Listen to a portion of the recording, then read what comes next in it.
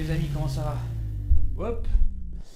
J'espère que vous allez bien depuis la dernière fois. Je vous ai parlé en fait donc du projet, je vous ai parlé de ce qu'on va dire sur cette chaîne. Je vous ai parlé d'où je partais. Donc vous avez vu que mon niveau, il n'est pas incroyable à la guitare, hein, même à la musique d'une manière générale. J'ai pas un niveau beaucoup plus élevé, en tout cas au niveau technique, depuis un an qu'on travaille. Et pourtant je peux vous dire que j'ai bossé comme un malade. Mais il y a tellement de choses en fait à travailler pour entre passer de sa chambre à la scène, vous avez tellement de choses à travailler que finalement parfois la guitare, et c'était un des pièges aussi dans lequel on est tombé, la guitare ça vient parfois en second plan. Parce que tiens, il faut essayer des pédales, il faut essayer des loopers, il faut essayer de la sonorisation, il faut essayer, voilà, il faut s'organiser, il faut répéter, il y a tellement de trucs à apprendre. Aujourd'hui, au bout d'un an, ça commence à aller un peu mieux et je peux commencer de nouveau à me concentrer sur la technique et la guitare. Mais je peux vous dire que la marche, elle est énorme. C'est pour ça qu'au travers de ces vidéos, si vous avez ce projet-là, et j'espère que vous avez ce projet-là, parce que c'est vraiment, par contre, s'il y a un truc que je regrette pas, c'est de m'être lancé là-dedans, et bien ces vidéos-là vous permettront peut-être de gagner du temps. Peut-être me permettront aussi de gagner du temps, hein. C'est aussi un des objectifs, c'est qu'on puisse échanger et puis que certains professionnels éventuellement qui veulent m'aider me donnent des conseils, ça serait super cool. Mais voilà, tout ça pour dire que dans la vidéo d'avant, j'ai parlé de mon niveau. Je voulais parler un petit peu des morceaux. Je vous ai montré 2 morceaux dans la vidéo d'avant. Francis Cabrel, Octobre, et puis Behind Blue Eyes de The Who, la version originale, mais aussi Limp Bizkit. Quand j'ai commencé, moi j'avais un classeur comme ça. Donc c'est super important. Le jour où j'ai commencé à faire un classeur, mon niveau il a... Parce qu'en fait, vous avez un répertoire de morceaux auxquels vous pouvez vous référer, que vous pouvez travailler. Et puis, la mémoire, en fait, aussi, elle, si vous ne travaillez pas les morceaux, à un moment donné, vous les oubliez. Alors, c'est pas forcément très grave. Mais du coup, avec ça, tac, vous reprenez le classeur, vous avez les morceaux et vous pouvez les rejouer. Alors, moi, qu'est-ce que j'ai? J'ai pas les tablatures là-dedans. Parce que j'aime bien chanter aussi. J'ai pas les tablatures. Je suis incapable de jouer en live avec une tablature, je suis incapable de jouer en live avec une partition, moi je suis pas un musicien professionnel. Là, ce que j'ai là-dedans, c'est les paroles et les accords. Donc je vous montre à quoi ça ressemble. Voilà, c'est ce genre de choses-là, vous voyez. Et moi je travaille avec ça. Alors certains profs de musique, j'ai déjà fait des scènes ouvertes où en fait il fallait être à la mesure. Alors c'est clair qu'avec ça vous n'allez pas être à la mesure, hein. C'est du freestyle. Donc il faut bien connaître le morceau, il faut savoir comment se placer rythmiquement. Ça c'est vraiment juste un aide-mémoire. D'abord, avant d'avoir que ça, il faut travailler le morceau. Il faut l'écouter, il faut jouer la mesure, à la mesure près. Enfin voilà, ça c'est vraiment un aide-mémoire, une aide-mémoire. Pardon.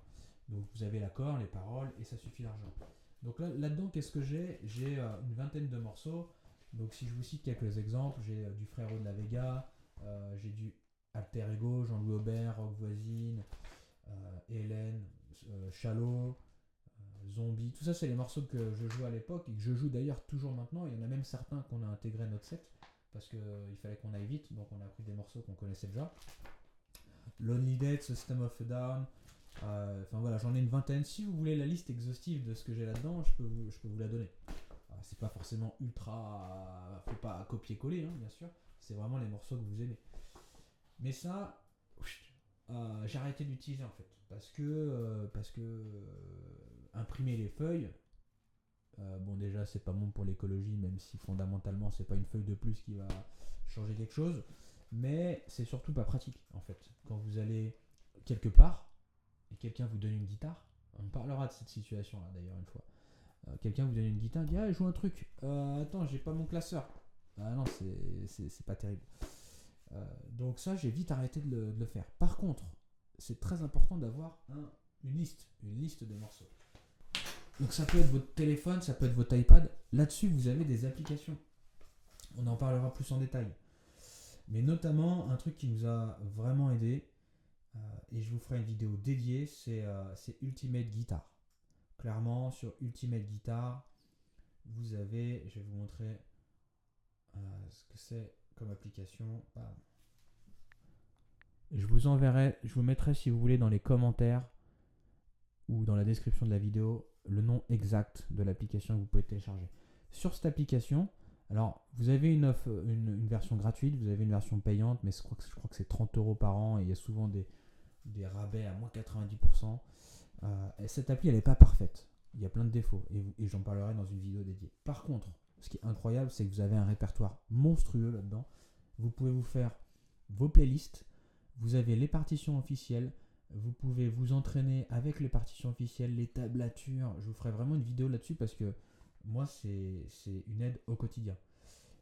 Et régulièrement, je me dis, tiens, j'ai envie de faire ce morceau-là, boum, je vais taper, j'ai la partition officielle. Alors après, je sais pas trop comment ils font les partitions officielles parce que des fois, moi, je me suis rendu compte que, bon, c'était à peu près officiel, quoi.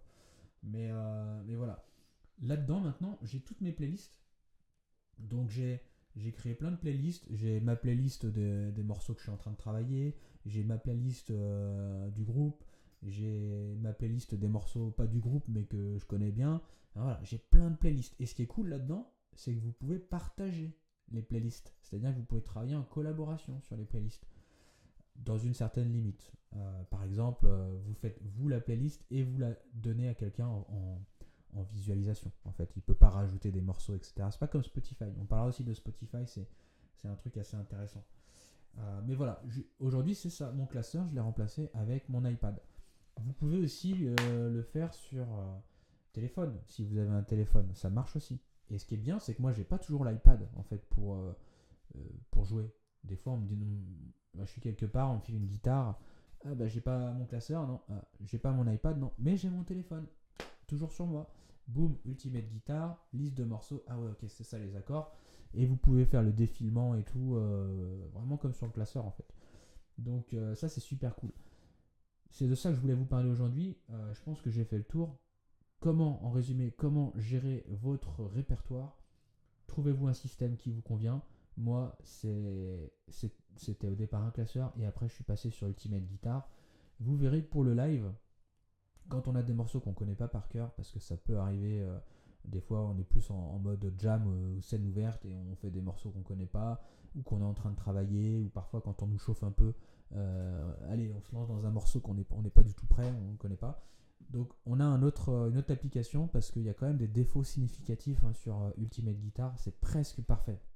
Mais il y a des trucs très dérangeants qui nous ont obligés finalement entre autres, il y a plein d'autres raisons, mais qui nous ont obligés à utiliser une autre application pour le live. Donc en fait j'ai Ultimate Guitar et j'ai une autre application. Voilà, je ne vais pas vous prendre plus de temps sur ce sujet. La gestion de votre répertoire, c'est super important pour savoir où vous en êtes, ce que vous êtes en train de travailler, et pour ça, vous avez des super applications. Je sais qu'il y a une autre application qui s'appelle Songbook. Je ne sais pas si certains d'entre vous l'utilisent, mais moi pour l'instant, je n'ai pas regardé encore celle-ci. Sur ces bonnes paroles, messieurs, dames, je vous souhaite une bonne soirée ou une bonne journée, et puis je vous dis à la prochaine.